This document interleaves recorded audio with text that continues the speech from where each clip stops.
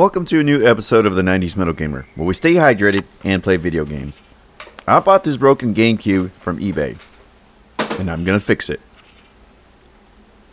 Let's get started. And then the Lord said, I want to see your tiny head.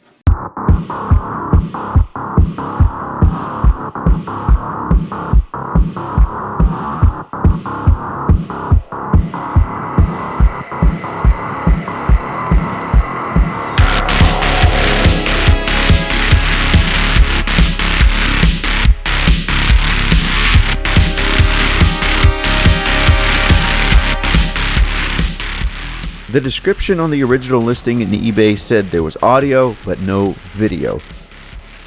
So just to confirm this, I'm going to test it out to see what's going on. And I'm going to use Metroid Prime as a reference.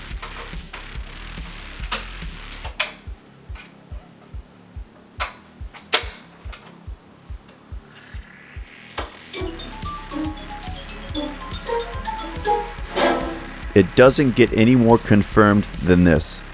The audio seems to be working just fine, but obviously, as you can see, or not see, there is no video.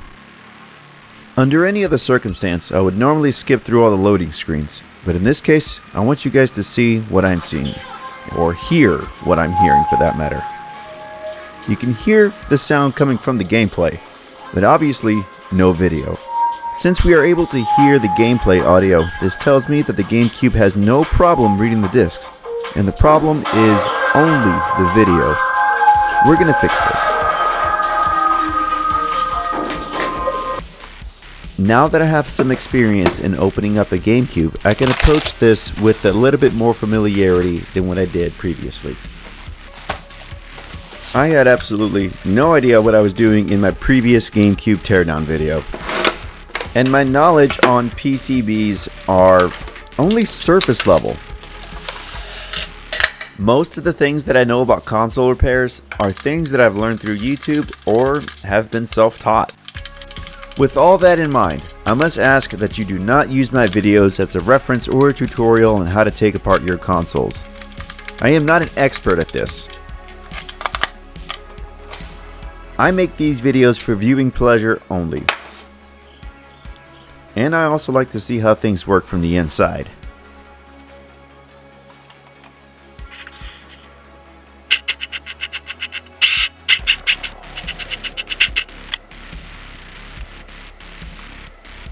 The camera does not do it justice.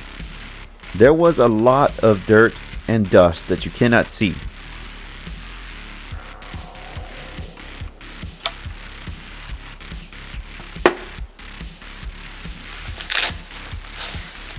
We are not done taking this apart just yet. In order to fix this, we need to take apart everything. I'm going to be fast forwarding through a lot of this video, so that way we can get to the insides a lot quicker. That's what she said.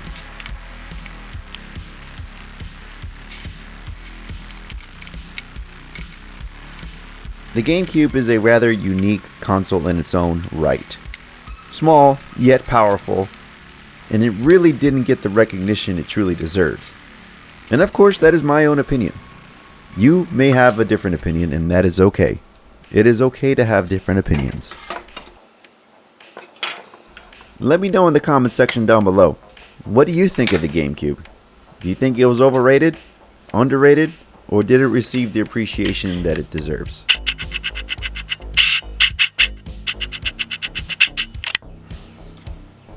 It really is hard to see, and the camera does not do it justice like I said before. But there is a lot of dust on this. Small, but yet it is still there.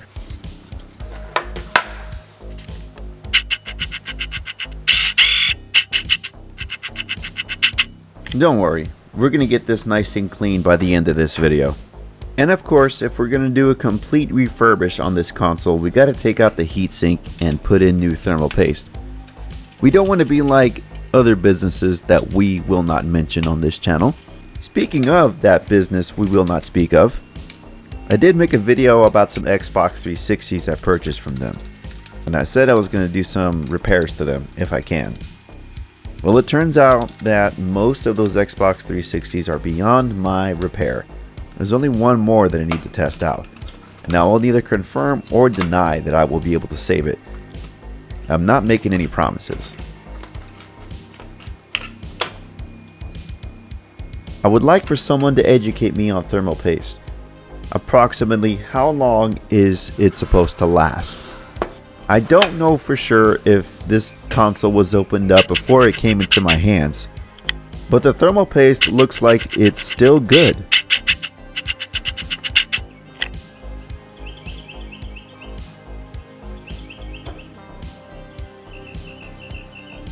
My brain refuses to let me believe that this thermal paste is from the factory. There's no way that thermal paste could last 20 something years.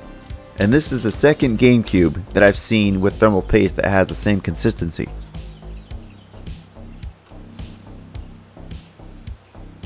I guess at this point it really doesn't matter because I opened it up and so therefore I have to put on new thermal paste. It's the right thing to do.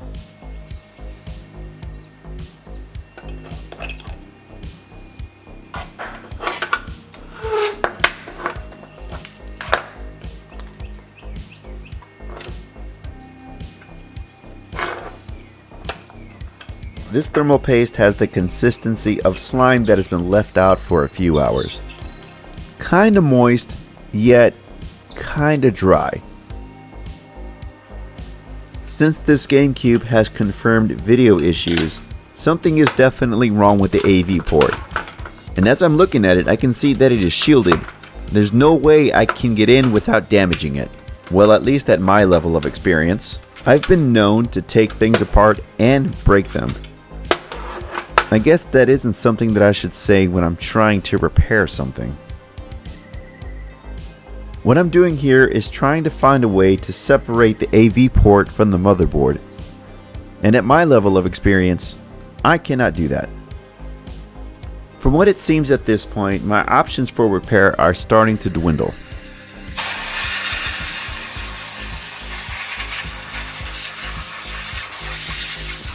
Before I progress any further with this GameCube and trying to repair it, we are going to have to give it a good cleaning out. So, time to bust out the handy dandy air compressor.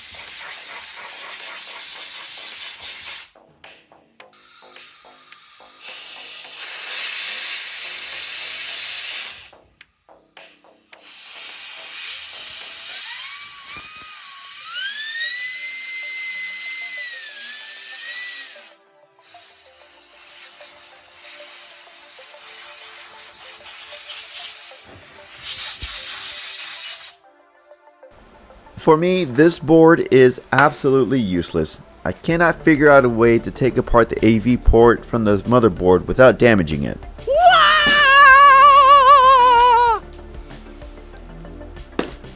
And it is because of that reason that I decided it would be a better option just to replace the board altogether.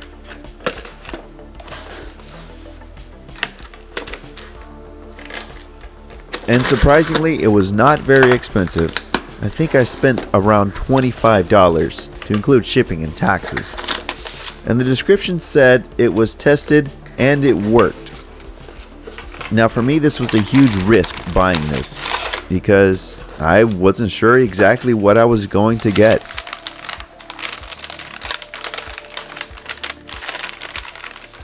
But this was a risk I was willing to take.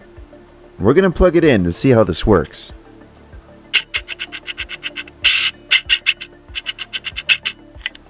After I clean it up, I'm going to do a side-by-side comparison of the two boards.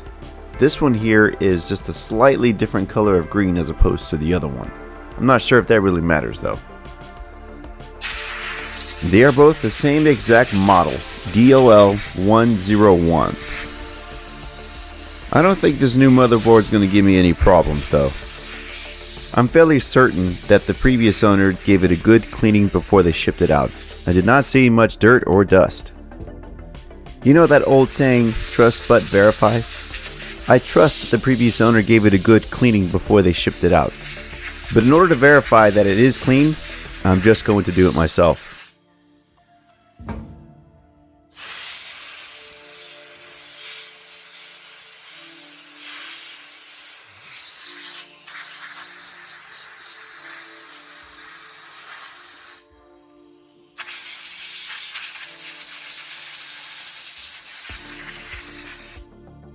As promised, here is a side-by-side comparison of the two boards. The old one is on the right, and the new one is on the left. Here you can see the obvious difference in the color. We don't want that old one around anymore.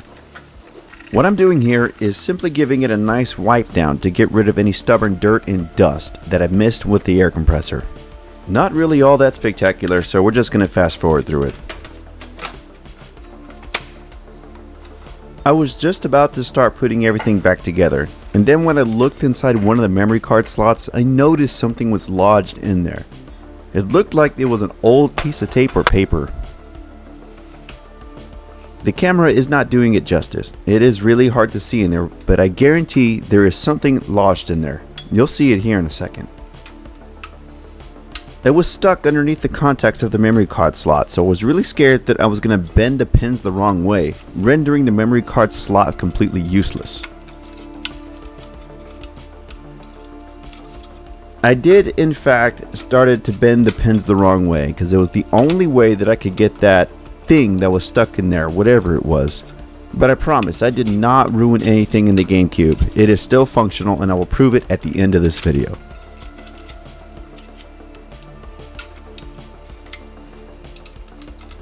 Well, there it is. Whatever was stuck inside the memory card slot is there in my tweezers.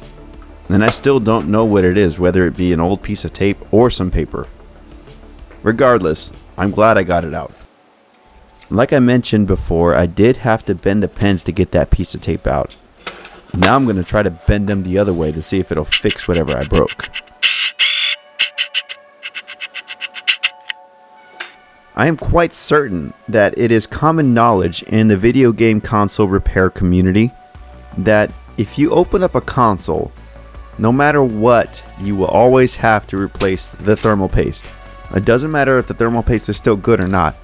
You open it up, you must replace it. And that is exactly what we are going to do. Once again, I do not know how much I need to put, so I'm using my best judgment. Based on my track record, I think I'm doing well. Nothing has exploded on me just yet. Key word being yet.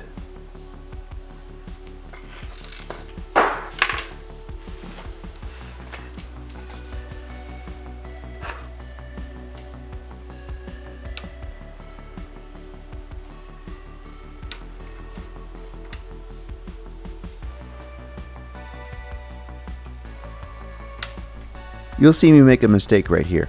I inadvertently placed the heatsink in the wrong direction. Lucky for me, I caught it, and I was able to fix my mistake before I progressed any further with the reassembly.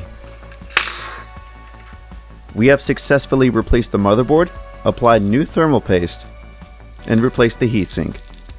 Now it's time to reassemble everything to see if this thing actually works.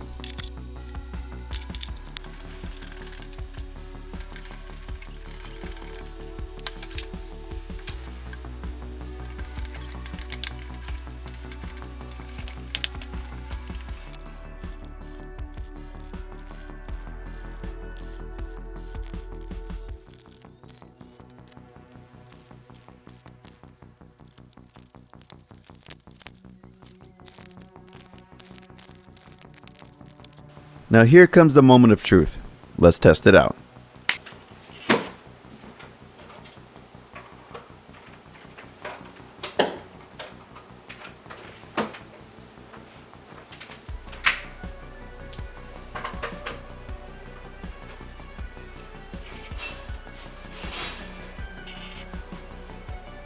Well, it looks like I got the video back up.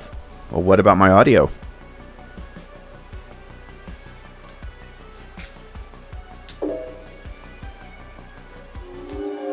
Audio seems to be working quite well too. We're going to use Metroid Prime as a reference to see if this will actually play a game.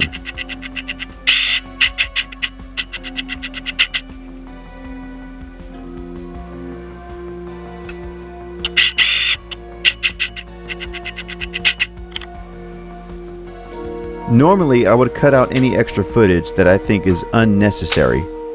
But for the sake of testing this out, I want you all to see what I'm seeing and hear what I'm hearing. So for the rest of this segment, there will be no cuts.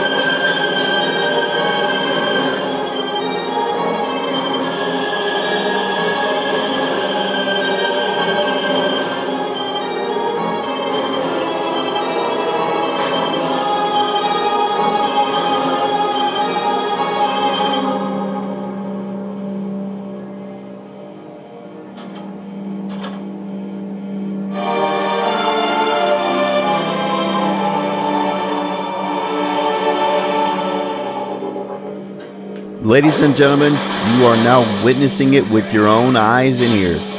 This GameCube is fully functional and with no issues.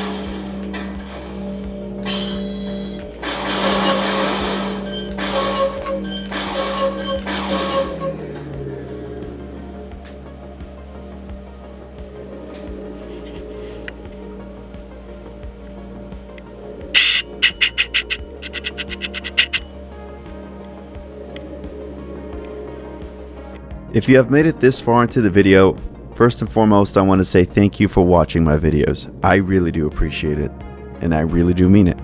As a token of my appreciation, I would like to give you an opportunity to win this GameCube right here, along with this mystery box. You are not going to get the AV cables, nor are you going to get a power cord. But in that mystery box, I'm not going to tell you what it is, but I will guarantee that you will not need to buy controllers. Here's what you need to do if you want a chance to win this GameCube here. Go to my channel page, go to the About tab. In my description, there's going to be an email address to reach me. Send me an email saying that you would like to have this GameCube that was in the GameCube repair video, or something along the lines of that. I'll keep this drawing open for about a week. After a week's time has elapsed, I will pick somebody at random and reach out to them via email, and we will discuss shipping information. It is my way of showing appreciation for everyone that watches my videos. I love y'all, stay hydrated, and stay tuned for my next video. For this segment of the video, I just wanted to show that the memory card slots are fully functional.